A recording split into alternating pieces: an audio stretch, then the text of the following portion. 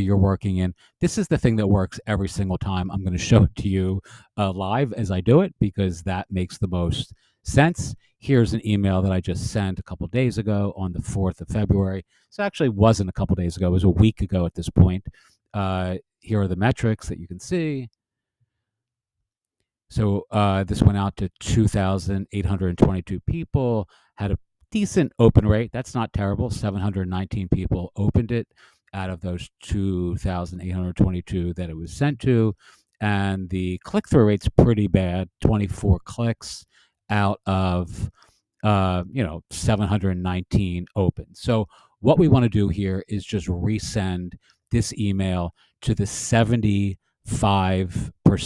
roughly of folks who didn't open it, which of course is the largest cohort of folks in this particular list. So let's go here. Again, this is in Flowdesk, but it doesn't matter which email marketing service you're using. Pretty much everybody has this sort of functionality. And in real time, I'm going to send this again right now. So you're actually seeing this as it's happening. Let's resend. Okay, so we're going to do it. It's going to be the same everything. I'm not going to change anything. You can always change these and test, which is like more of a kind of a smarter strategy, but I don't really care that much. So we're just going to send this now. And there you have it. So now this is going out to the other 2,061 people who did not open this the first time.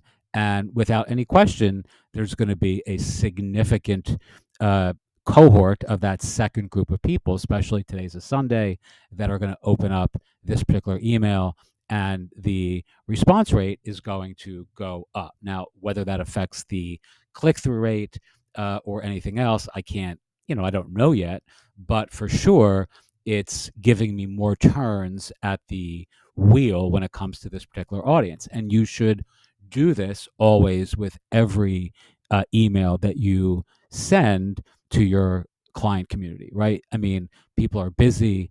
People have lives. They have obligations and responsibilities. We all do.